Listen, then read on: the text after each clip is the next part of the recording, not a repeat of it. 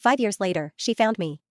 107 missed calls. I stood there in the blinding Colorado sun, squinting at the empty spot where our car had been just 10 minutes ago. My wife, Chloe, and her friends Ella, Stephanie, and Lauren had vanished. At first, I thought it was one of their stupid pranks. They were always doing stuff like this, pushing boundaries, testing how much I'd take before I snapped. 5 years of marriage, and I'd gotten used to their little games, the way they'd laugh at me, the way Chloe would join in instead of standing up for me. But this felt different. My phone was still plugged into the car charger, my wallet tucked in the glove box. All I had was the faded t-shirt and jeans I was wearing and a growing pit in my stomach as the minutes ticked by. We'd been on this road trip to Stephanie's lake house for 3 days, and I'd been miserable the whole time. Chloe had begged me to come, saying it'd be a chance to bond with her crew. I wasn't big on the idea. Her friends always treated me like an outsider, tossing out jabs and inside jokes I wasn't part of, but I went anyway because I loved her, or at least I thought I did. The gas station was in the middle of nowhere, just a dusty little stop off the highway with a flickering sign and a single pump. I'd gone inside to use the bathroom, figuring they'd wait. They always waited. Except this time, they didn't. An hour passed. I paced the cracked pavement, kicking pebbles, telling myself they'd come back any second, tires crunching gravel, Chloe's voice calling out, "Gotcha." But the road stayed quiet.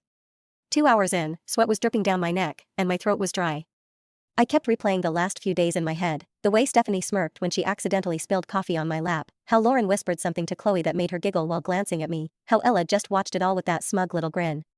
I should have seen it coming. They'd been building up to something, and I'd been too dumb to notice. A truck pulled up, its engine rumbling loud enough to shake me out of my thoughts. The driver, a big guy with a gray beard and a stained ball cap, leaned out the window. "You okay, buddy?" "Been standing there a while." His voice was rough but kind, and it hit me like a punch. I wasn't okay. They weren't coming back. Chloe wasn't coming back. I swallowed hard, trying to keep my voice steady. "Yeah, my ride left me. You think you could help?" He nodded like it wasn't the first time he'd seen someone stranded out here. "Hop in." "Where you headed?" I didn't even know. "Home? Back to Chloe? The life we built?" But as I climbed into the cab, something shifted inside me. 5 years of her laughing at me, brushing me off, letting her friends treat me like garbage, it all came rushing up, hot and heavy. I stared out the window as the gas station shrank in the side mirror. The trucker didn't ask too many questions, just kept driving, humming some old country song. My hands clenched into fists on my lap. I could have borrowed his phone, called Chloe, demanded answers, but what would she say? It was a joke, babe. Don't be so sensitive. I'd heard it all before. Every time I complained about her friends, she'd roll her eyes and tell me I didn't get their humor. Maybe I didn't. Maybe I never would. But standing there alone, abandoned like some stray dog, I realized something: they didn't get me either. And Chloe? She'd pick them over me again and again. The trucker dropped me off at a crossroad, pointing me toward Grand Junction, the nearest town. "Good luck, man," he said, tipping his cap. I nodded, my throat tight, and started walking. My shoes scuffed the dirt, the sun beating down on my head. No phone, no money, no plan, just me and the open road. Part of me wanted to turn back, to beg someone at the gas station to call her, to fix this. But another part, a louder part, kept pushing me forward. I was done being the punchline, done being the guy they laughed at. Chloe and her friends thought they'd won, thought they'd broken me. But as I trudged toward Grand Junction, a strange calm settled over me. They hadn't broken me. They'd set me free. I didn't know what was waiting for me in that town. I didn't know how I'd eat, where I'd sleep, or how I'd get by with nothing. But for the first time in years, I wasn't scared of what Chloe would think. I wasn't worried about her friend's next move. I was alone, yeah, but I wasn't helpless. The road stretched out ahead, endless and empty. And I kept walking. They'd left me behind, but maybe that was the best thing they could have done. Maybe this was my chance to figure out who I was without her, without them. By the time the sun started dipping low, turning the sky orange, I'd made up my mind. I wasn't going back. Not to Chloe. Not to that life. Whatever came next, it was mine to build. I stood at that dusty crossroad where the trucker dropped me off, the Colorado wind kicking up little swirls of dirt around my feet. Grand Junction was somewhere ahead, but I didn't have a map, a phone, or a dime to my name, just the clothes on my back and a head full of spinning thoughts. Chloe and her friends had left me high and dry, and part of me still wanted to find a way to call her, to hear her voice, to demand she turn the car around. But then I remembered how she'd laughed when Stephanie accidentally knocked my beer over at the lake house, how she'd shrugged when I asked her to stick up for me. 5 years of that. 5 years of feeling like a guest in my own marriage. No, I wasn't calling her. Not this time. I started walking toward town, my sneakers crunching on the gravel. The sun was still high, baking the ground, and sweat soaked through my shirt. I didn't know how far Grand Junction was, miles, probably, but I didn't care. Every step felt like a choice, like I was leaving her behind one footprint at a time. My mind kept drifting back to the gas station, to the moment I stepped out of that grimy bathroom and saw nothing but empty pavement. They'd planned it, hadn't they? Chloe, Stephanie, Ella, Lauren, all giggling in the car as they peeled out, thinking it'd be hilarious to ditch me. I could almost hear Chloe saying, "He'll figure it out. He always does." Well, I was figuring it out now. Just not the way she expected. A pickup truck rumbled by, and I stuck out my thumb, hoping for a lift. The driver, a guy with a scruffy beard and a faded flannel shirt, slowed down and leaned out the window. "Need a ride?" he asked, eyeing me like he wasn't sure if I was on the level. "Yeah, heading to Grand Junction," I said, keeping my voice steady. He nodded. "Hop in. I'm going that way." I climbed into the passenger seat, grateful for the break. The cab smelled like oil and cigarettes, but it beat walking. "What's your story?" he asked as we rolled down the highway. I hesitated, then shrugged. "Got left behind by some people I thought I could trust." He grunted like he'd heard that one before. "Happens more than you'd think out here." He dropped me off on the edge of Grand Junction near a cluster of low buildings and a blinking traffic light. "Take care, man," he said, and drove off. I stood there, taking it in. A small town with a mix of old brick storefronts and newer chain stores. People were going about their day like nothing was wrong, but everything was wrong for me. No wallet, no ID, no way to prove who I was. I needed help, and fast. I spotted a sign for a homeless shelter a few blocks down, a plain building with a cross painted on the side. My stomach twisted at the thought of me in a shelter, but what choice did I have? Inside, it was dim and smelled like bleach and stale coffee. A guy behind the counter looked up. Roy, his name tag said. He was older, maybe 50, with a shaved head and a no-nonsense stare. "You lost or just broke?" he asked, sizing me up. "Both," I admitted, rubbing the back of my neck. "Got ditched out on the highway. No money, no phone, nothing." Roy didn't blink. "Happens. You got a name?" "Yeah, Mike," I said, figuring it was easier to stick to the truth for now. He handed me a clipboard with a form. "Fill this out. We'll get you a bed for the night. Tomorrow, we'll figure out the rest." That night, I lay on a cot in a room full of snoring strangers, staring at the ceiling. My mind wouldn't shut off. Chloe's face kept popping up, her voice, her laugh. I wanted to hate her, but part of me still ached for her to show up, to say it was all a mistake. But Roy's words stuck with me. "Tomorrow, we'll figure out the rest." He didn't mess around. The next morning, he sat me down with a cup of weak coffee and a plan. "You need ID to do anything, job, bank, whatever. Takes time, but we'll start the process. Meantime, you need cash?"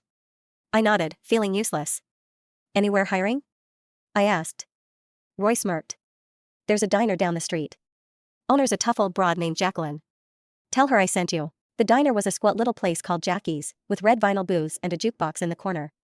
Jacqueline was behind the counter, a wiry woman in her 60s with tattoos snaking up her arms and a voice like gravel.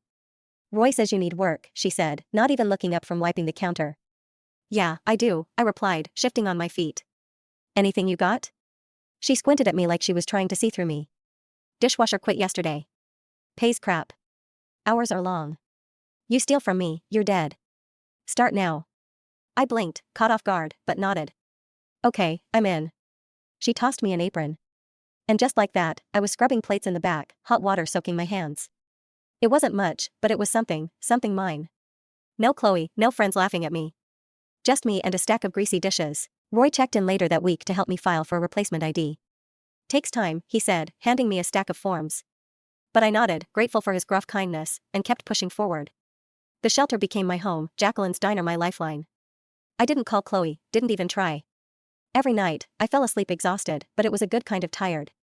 I was starting over from nothing, and it felt like maybe, just maybe, I could make it work. That night, while I was drying dishes with hands wrinkled from hot water and grease, I heard the diner's doorbell ring. I hadn't seen who it was, nor did I want to look. Jacqueline was strict about work, eyes on the dishes, focus on the sink. But something in the voice froze me. "Could it be him?" said a female voice, laughing. It was her, Chloe. I turned slowly, as if my body needed time to believe what my mind was already screaming. She was there, standing with that arrogance on her face I knew so well. And she wasn't alone. Stephanie and Lauren were with her, as if they owned the place, as if the world still revolved around them. I stood there with a wet dish towel in my hand, not knowing whether to laugh, scream, or ask what the hell she was doing there after 5 years.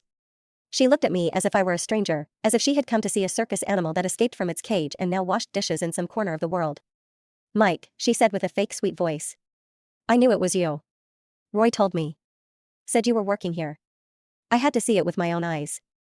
Stephanie whispered something in her ear and let out a little laugh. I saw it, the mockery, the amusement. They thought they still had that power over me. Chloe took a step forward, and I smelled the same expensive perfume she used when she went out to dinner with friends and left me alone at home. It made me sick. You disappeared, Mike. I thought you were dead. We looked for you. I cried so much. You cried? My voice came out firm, low, but loaded. You left me in another state in the middle of nowhere. You laughed. You drove away. And now you come here 5 years later with that I was worried face? She hesitated for the first time. Chloe hesitated. Oh, it was a joke, she tried. No, I interrupted. It wasn't. You planned that. Took my wallet, took my phone, left a man in the middle of the desert like he was trash. That's not a joke, Chloe. That's cruelty. Jacqueline appeared behind the counter, drying her hands. She crossed her arms and looked at me. Any problem here, Mike? Not yet, but it could become one. Then solve it quickly. This counter won't clean itself. I turned back to Chloe. Why did you come? She bit her lower lip. I knew that gesture, it was her gesture when she needed something. The lake house. I sold it. And, well, the name was still in your name. I couldn't complete the sale without you signing the paperwork. I laughed. I burst out laughing, loud enough for everyone in the diner to hear, and everyone looked. She blushed. So that's it? You leave me to die in Colorado, and after 5 years, you come back to ask for my signature? Are you kidding me? Mike, please. It's not that simple. No, it is simple. You only care about yourself. It was always like that. Me washing dishes here doesn't bother you. But you not being able to finalize a sale? Oh, then you show up. Are you broke, Chloe? She didn't answer. Tell me, who left whom? Who? Who won in the end? She remained silent. You laughed at me, humiliated me, threw me away, and now you come here crawling because you need me. I approached, standing face to face with her. I'll sign, Chloe, but with one condition. You're going to come back here tomorrow, alone. You're going to enter through the back door, put on an apron, and wash dishes next to me, a full shift, without complaining, without playing the queen. If you do that, I'll sign. She widened her eyes. You want to humiliate me? Me? No. I just want you to understand, at least for one night, the taste of being disposable. Stephanie took a step forward, but I stared her down. One peep from you, and you also get an apron. Jacqueline laughed at the counter. I'm loving this, Mike. I'm starting to think I underestimated you. Chloe didn't respond. She looked at her friends. For the first time, there was no laughter. I went back to the sink. My hands were shaking. My head was throbbing. But inside me, something settled. They had left me behind, and now they were seeing that I had moved on. And no, I wasn't going to make it easy, nor forget, nor forgive. Not yet. The game was just beginning. The next morning, I woke up before sunrise. The shelter was still silent, the other men sleeping, snoring softly, each dealing with their own ghosts. I sat on the edge of the cot, feeling the firmness of the floor under my feet. For the first time in a long time, I had control of the situation, and I wasn't going to waste it. I arrived at Jackie's before Jacqueline even opened the back door. She was surprised to see me there so early but said nothing, just nodded and threw me a dish towel. Today's going to be interesting, she commented with that little smile at the corner of her mouth. And I knew exactly what she meant. At 9 o'clock sharp, I heard the back doorbell chime. It was Chloe. For the first time, she was alone, without Stephanie, without Lauren, without the sarcastic little smile on her face. She wore clothes that clearly didn't match the environment, a brand-name white blouse and tight pants that wouldn't last 2 hours in the kitchen. She brought the apron that Jacqueline had left aside for her, folded, impeccable. You came, I said, leaning against the sink, arms crossed. She hesitated before answering. I need your signature, Mike. And if this is your price, I'm here. It's not my price, I retorted. It's your lesson. She put on the apron without saying anything. I took her to the sink and explained how to separate the plates, where to put the glasses, how to change the hot water. The first 10 minutes were silent. Chloe didn't complain, but every time she dipped her hands in that greasy water, you could see the disgust stamped on her face. An hour later, the makeup had disappeared, her hair was hastily tied up, and her hands were red. Jacqueline passed by us a few times, looking with that gleam of amusement in her eyes. You're doing well, princess, she let out. Chloe didn't respond. Another hour passed. The dining room filled up. The kitchen began to get unbearably hot, shouts of food orders, dishes clashing, grease sizzling. Chloe tried to keep up but was slow. Every plate that slipped or broke made her shrink, and I watched, not with pleasure, but with justice. She started to tremble when Jacqueline yelled from the counter window, hurry up with those utensils, Chloe. Lunch has already turned into dinner. I saw it, the moment when the bubble she lived in began to burst. I saw when she realized she wasn't in command.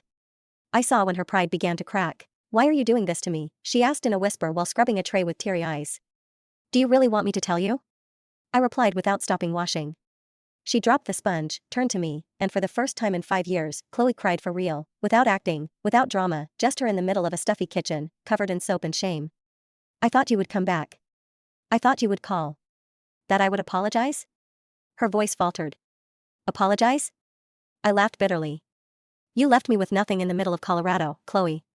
You and your friends laughed while you watched me disappear in the rearview mirror. That's not a joke. That's perversity. She fell silent. I was your husband. I loved you. I put up with your friends, your jokes, your coldness. And when you had the chance to show me I was important, you chose to laugh. I was an idiot, she whispered. Were? I asked. I don't know if you've changed, but this day is just the beginning of what you deserve to feel because I lived 5 years thinking I was trash. And now, looking at you like this, I realize the trash was never me. The shift ended at 4 in the afternoon. Chloe took off the apron as if it weighed tons. Jacqueline gave her a pat on the back. You're still alive, rich girl. It wasn't that hard. Come on. Chloe followed me to the back where I kept my belongings in an old locker. She handed me the house paperwork. Here it is. You need to sign here, here, and here. I took the pen and looked at her. Just one more thing. She raised her eyes. You're going to go home today and tell your friends what you did. You're going to tell them that you begged me for help, that you washed dishes, that you had to swallow your own pride, and you're going to say that I forgave you because that's what they'll hate most, knowing that you humiliated yourself and still came out defeated. Chloe paled. Why? Because forgiveness, Chloe, is the final humiliation. And because the best revenge is being happy without you. I signed the papers, handed them back, and without another word, I went back into the diner. Jacqueline looked at me with a crooked smile. Did you wash your soul today? Not yet, but I started scrubbing. And so the game turned, and for the first time, she was the one who needed me. That night, after work, I walked to the shelter with hands still wet from soap and a mind seething. The words I exchanged with Chloe echoed in my ears like bitter music. I had won, in a way, but it wasn't a scoring game. It wasn't about numbers. It was about what I felt. And what I felt was anger. Roy was at the reception, as always, writing something in an old notebook. When he saw me enter, he raised his eyes. Busy day? I nodded, throwing my grimy backpack on the floor. She showed up. He wasn't surprised, just gave that corner smile he always gave when something made too much sense for his taste. And? I didn't send her away. I made her wash dishes with me, a full shift. Roy let out a whistle, impressed. You're different, Mike. I'm tired of swallowing toads. I sat right there on the corridor floor, leaning against the wall, and stared at the ceiling for a moment. Roy sat next to me in silence, as if he knew I needed space but not solitude. What did she want? For me to sign the papers for the lake house. It was in my name. She couldn't sell it without me. And you signed after she got on her knees? Yes, literally. I wanted to see her world crumble, even if it was just for a few hours. Roy gave a light pat on my shoulder. The world doesn't return everything in the same coin, Mike. Sometimes it pays in installments. Stay alert. I kept that in my head for days.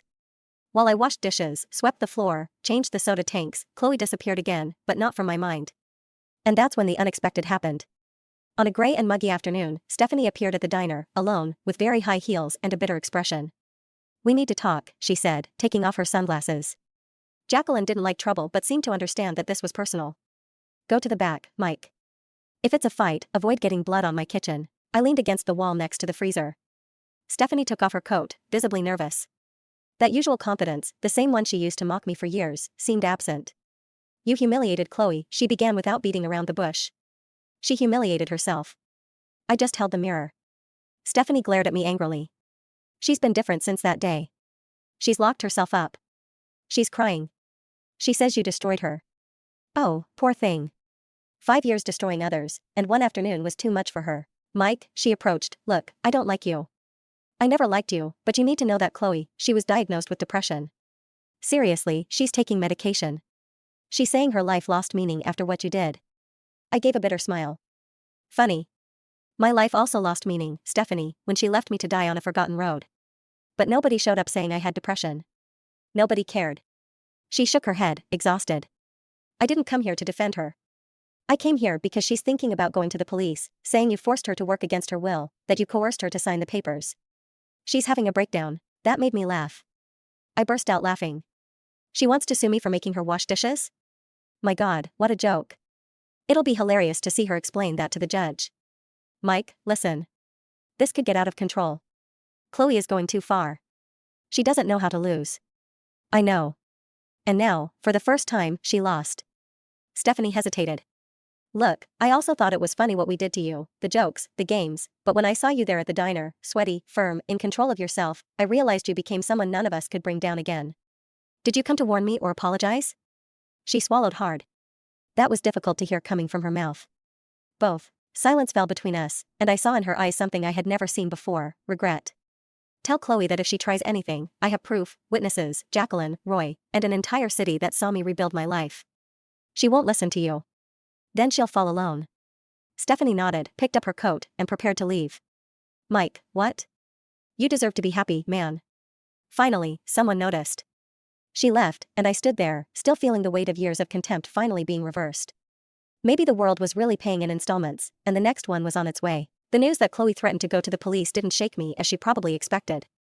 Actually, it gave me even more clarity about the type of person I had been married to for 5 long years, the type who causes trouble, disappears, reappears asking for help, and when she doesn't get what she wants the way she wants it, plays dirty. The next morning, I arrived at the shelter, and Roy was already waiting for me with a serious expression. He was holding an envelope in his hands. They delivered this to you here.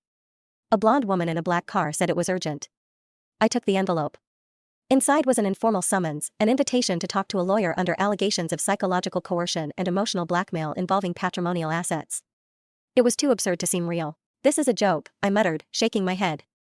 It seems Miss Chloe isn't ready to let the past die, Roy commented without lifting his eyes from his notebook. It's not the past she doesn't want to bury.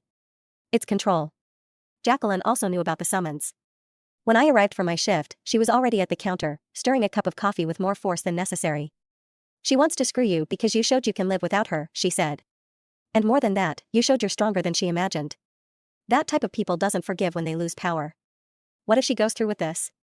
Jacqueline gave me an icy look. I'm the owner of the diner. I have cameras. I have employees. Everyone saw you never raised your voice. She came of her own free will. She washed dishes because she wanted the damn signature. She doesn't have a case. And if she does, she'll be humiliated in public. I didn't want war, I sighed. But you're going to win one, she replied firmly. Even so, the following weeks were psychological hell. Chloe started appearing more often in town, always from a distance, staring at me from the sidewalk, following me through the streets, driving slowly past the shelter like a sticky shadow from the past. Sometimes alone, other times with Lauren, who seemed more uncomfortable than complicit now. I stayed firm. I worked, saved money, avoided contact, but inside, the anger grew. I wanted to forget, to move on, but she wouldn't let me. Chloe wanted to destroy the little I had built with my own hands. Until one day, I received an unexpected call. It was from the old registry office where we registered the lake house. The employee informed me that Chloe was trying to contest the validity of the signature I had given, the one she herself brought to me. She's saying she was coerced. She's trying to annul the document. I closed my eyes and breathed deeply. That was it. She had chosen the path of war. That's when something inside me changed. It was no longer just about revenge. Now it was self-defense. I went straight to Jacqueline and told her everything. She looked at me, lit a cigarette, even though it was prohibited inside the diner, and said, "It's time for you to turn the game around. Not just defend yourself, but deliver the final blow." How? She looked at me as if it were obvious. You know what screws people like Chloe? Being exposed. People who think they're better than others hate having their mask ripped off. Want to bring her down?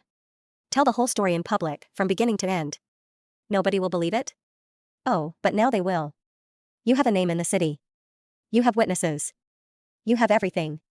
I'll speak myself if you want. And you know what else? I have the security camera footage from the day she showed up here, washing dishes, on her knees, begging. It was like a punch to the stomach, a good punch. I spent that night awake, writing everything line by line, from the day I got in that car for the trip to the moment Chloe reappeared with a trembling voice. I wrote the raw truth, without filter. And with the help of one of the shelter volunteers who understood social media, I published it. I posted it on a local forum in a city group and let the facts speak for themselves. The repercussion was immediate. People who knew Chloe from the city where we lived started commenting. People who had already witnessed the contempt with which she treated me confirmed the stories. A former co-worker of hers published that Chloe had already been removed for teen bullying. Someone shared screenshots of old messages with jokes about leaving Mike in Colorado. She could no longer hide. In less than 48 hours, the story had been shared hundreds of times. And Chloe disappeared. Nobody saw her in the city anymore. Lauren deleted all her social media. Stephanie sent an anonymous message saying only, she lost everything. That night, I sat outside the diner with Jacqueline. Roy came later with 2 cans of cheap soda. None of us talked much, but there was peace in the air. I didn't need to lift a finger. I just needed to tell the truth. And it did what Chloe feared most, it destroyed the image she had built her whole life. Maybe for the first time, she felt in her own skin what it was like to be abandoned, exposed, alone. And me? I was finally free. The following days were strangely quiet, a silence that didn't come from peace but from the absence of noise, the kind of emptiness that remains when a storm sweeps everything away, leaving just wet earth and debris. The diner returned to its normal routine. Customers came and went, ordered coffees, complained about scrambled eggs, left fat tips or crumpled coins. Jacqueline treated me the same way, as if nothing had happened, but sometimes, when she thought I wasn't looking, she smiled with pride. Roy called me famous every time I passed by the shelter reception. Ready to give autographs? He mocked, pointing to the pile of printouts of the post that was now posted on a community bulletin board. You became a local legend, Mike. I gave a half smile. But inside, my heart still beat heavy because even winning, even being heard, even bringing down Chloe, a part of me still didn't know what to do with all that. It was like getting out of prison and not knowing where to run. One night, I received an unexpected visit. It was Lauren.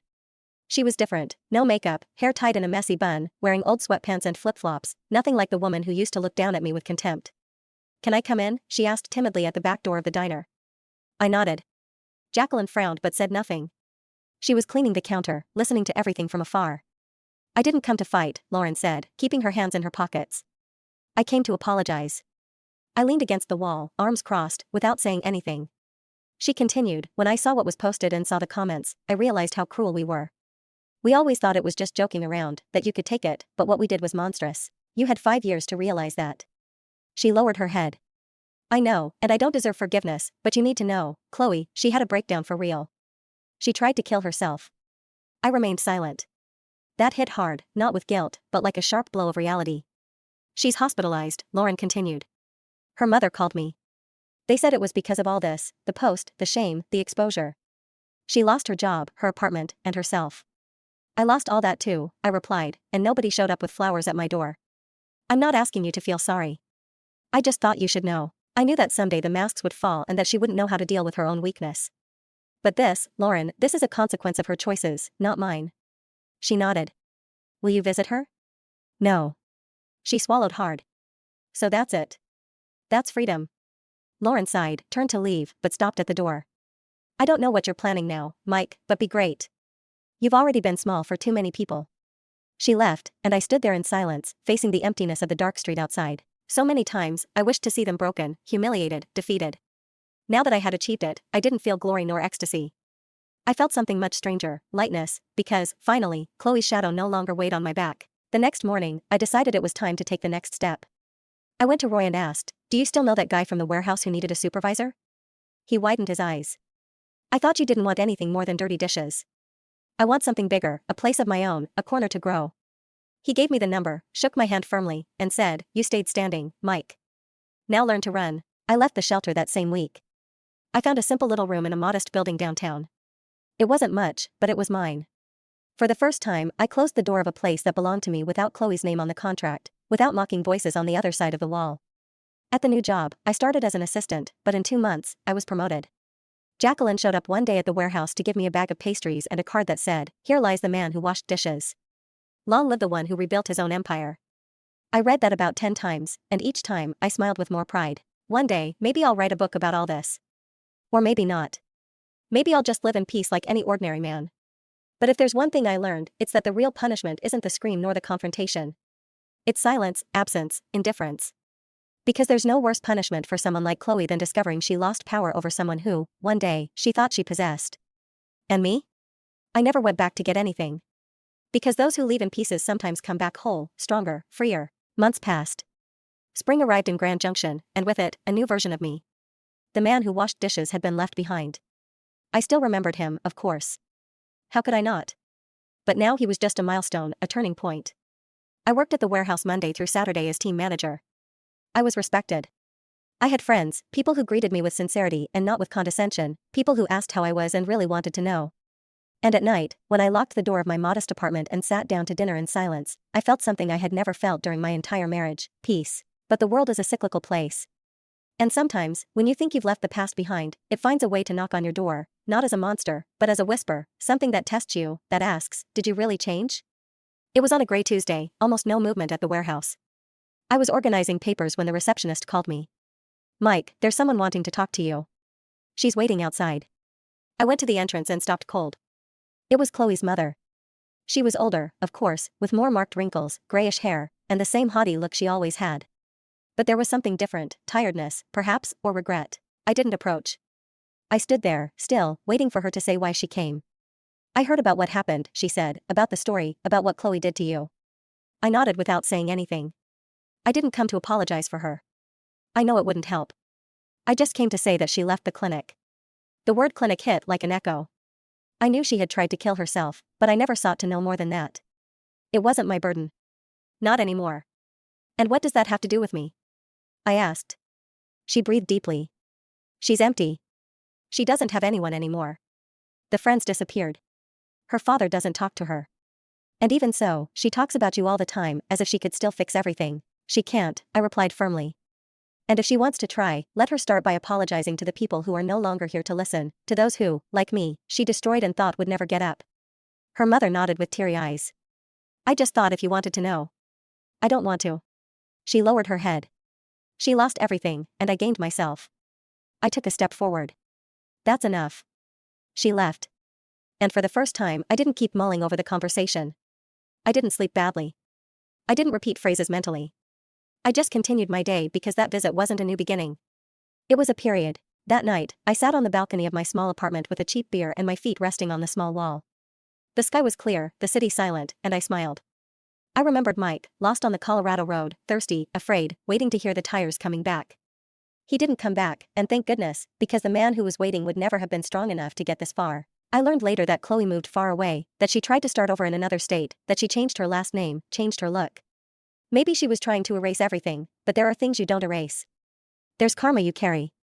The last time I heard about her, someone mentioned she was working as a receptionist at an aesthetics clinic. Nobody could say if she was well, and honestly, I didn't want to know. She had her chance, many. And she chose to laugh while I sank. What she felt now was hers. And as for me, I rebuilt, brick by brick, without hurry, without a stage, without needing approval. My name now meant something, and that, Chloe can never erase. Never.